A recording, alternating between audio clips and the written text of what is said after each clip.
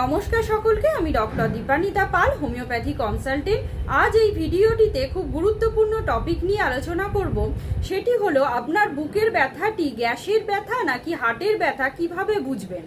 আমার চ্যানেলে যদি প্রথম দেখে থাকেন অবশ্যই চ্যানেলটিকে সাবস্ক্রাইব করবেন এবং যদি ফেসবুক থেকে দেখে থাকেন অবশ্যই চ্যানেলটিকে ফলো করে রাখবেন, তাহলে বিভিন্ন স্বাস্থ্যসম্মত টিপস আপনারা সহজেই পেয়ে যাবেন। এবার বলি, আপনাদের যে বুকে ব্যথাটি হচ্ছে সেটা কিভাবে আপনারা পার্থক্য করবেন, সেটি গ্যাসের ব্যথা নাকি হার্টের সমস্যা থেকে ব্যথা হচ্ছে। প্রথমেই বলি লোকেশন অফ দ্য পেন, মানে আপনার ব্যথাটি কোথায় অবস্থান করছে। প্রথমেই আপনার ব্যথাটি যদি বুকের মাঝ বরাবর সেন্ট্রালি অবস্থান করে তাহলে সেই ব্যথাটি কিন্তু হার্টের ব্যথা। কারণ হার্টের, যদিও আমরা জানি যে হার্ট আমাদের বাম পাশে শরীরের অবস্থান করছে এবং বাম দিকে কোনো ব্যথা হলে আমরা ভেবে নিই যে ওটা হার্টের সমস্যা থেকে হচ্ছে, সেটা কিন্তু একদমই একটা ভুল ধারণা। আপনাদের যদি হার্টের ব্যথা হয় সবসময় জানবেন অবশ্যই বুকের মাঝ বরাবর হবে, এছাড়া কোনো বাঁ দিকেও হবে না এবং ডান পাশেও হবে না। এবার যদি গ্যাসের ব্যথা হয় সেক্ষেত্রে আপনাদের পেনটা লোকেটেড হবে সাধারণত আপনাদের আপার অ্যাবডোমেনে, মানে পেটের যে উপরিভাগ আছে সেই পোর্শনে হবে। এবং ব্যথাটি আমাদের অনেক সময় দেখা যায় বুকের একদম এক্সট্রিম বাম পাশে হতে পারে বা ডান পাশেও অনেক সময় দেখা যেতে পারে।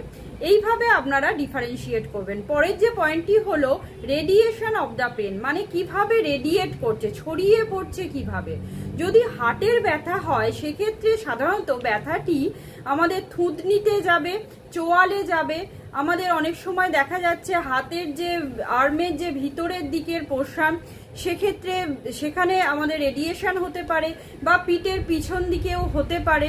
এইভাবে রেডিয়েট করবে কিন্তু হার্টের ব্যথা। আপনাদের যখন গ্যাসের সমস্যা থেকে কোনো বুকের ব্যথা হবে সেক্ষেত্রে কিন্তু কোনো রেডিয়েশন থাকবে না, সাধারণত সেটা যেই জায়গায় হচ্ছে সেই জায়গায় একদমই লোকালাইজ থাকবে। সেইভাবে আপনারা ডিফারেন্সিয়েট করতে পারবেন। থার্ড পয়েন্ট হলো অবশ্যই আপনাদের রিলিভিং এবং প্রেসিপিটেটিং যে ফ্যাক্টরগুলো আছে, যখন আপনারা খুব জোরে হাঁটাচলা করছেন বা কোনো সিঁড়ি বেয়ে উঠছেন, কোনো দ্রুত কাজ সারার চেষ্টা করছেন বা কোনো এক্সারসাইজ করছেন, তখন যদি ব্যথাটা আপনার বাড়ে এবং রেস্ট নিলে যদি সেই ব্যথাটা দ্রুত কমে যায় তাহলে সেই ব্যথাটাকে অবশ্যই আমরা হার্টের ব্যথা হিসাবে চিহ্নিত করব। আবার যখন গ্যাসের ব্যথা হবে তখন সেক্ষেত্রে আমরা যখন হাঁচি কাশি দিচ্ছি বা জোরে জোরে শ্বাস নিচ্ছি, যখন সামনের দিকে যখন বেন্ড করছি বা ফরওয়ার্ড বেন্ডিং করছি, ব্যথাটা যখন বাড়ছে এবং কমছে, সেক্ষেত্রে সেই ব্যথাটিকে আমরা অবশ্যই বলবো কোনো গ্যাস্ট্রিক অরিজিন থেকে আমাদের সেই ব্যথাটি হচ্ছে। তাই রিলিভিং প্রেসিপিটেটিং ফ্যাক্টর কিন্তু খুবই ইম্পর্টেন্ট এই ডিফারেন্স করার জন্য। এরপরে বলবো ক্যারেক্টার অফ দ্য পেন, মানে আপনাদের পেনটা কিরকম হচ্ছে। যদি আপনাদের গ্যাস্ট্রিক অরিজিন হয় সেক্ষেত্রে ব্যথাটি অনেক সময় শার্প পেন হবে এবং শর্ট লাস্টিং হবে, কোনো লোকেশনে পার্টিকুলার একটা জায়গার মধ্যে কিন্তু সীমাবদ্ধ থাকবে। হার্টের যদি পেন হয় সেক্ষেত্রে আপনাদের সাধারণত কুইজিং একটা পেন হবে, যেন মনে হচ্ছে বুকটা কেউ চেপে ধরছে বা বুকে একটা চাপ বোধ হবে। তার পাশাপাশি কম্প্রেসিভ পেন হবে, মানে চাপ সৃষ্টি করবে বুকের মধ্যে। তখন সেই পেনটাকে আপনারা অবশ্যই নেগলেক্ট করবেন না, ভাববেন কোনো হার্টের সমস্যা থেকে আমাদের সেই ব্যথাটি হচ্ছে। এরপরের যে অ্যাসোসিয়েটেড বিভিন্ন রকম সিমটমস আমরা দেখতে পাই হার্টের ব্যথার ক্ষেত্রে, আমাদের একটা শ্বাসকষ্টজনিত সমস্যা দেখা যেতে পারে, একটা লাইট হেডেডনেস, মানে মাথাটা যেন হালকা হয়ে আসে, সেটা আমরা দেখতে পারি। তার পাশাপাশি যেটা দেখা যাবে বমি বমি ভাব হতে পারে, অনেক সময় শ্বাসকষ্ট হতে পারে, অনেক সময় দেখা যাচ্ছে আমাদের মাথাটা ঘুরে যাচ্ছে, যেন মনে হচ্ছে অজ্ঞান হয়ে যাব, চোখের সামনে ঝাপসা হয়ে আসছে। সেই সমস্ত অ্যাসোসিয়েটেড যদি সিমটমস আপনারা দেখেন অবশ্যই সেটা ভাববেন আপনাদের কিন্তু কার্ডিয়াক সিমটমস থেকে হচ্ছে, মানে কার্ডিয়াক অরিজিন হচ্ছে।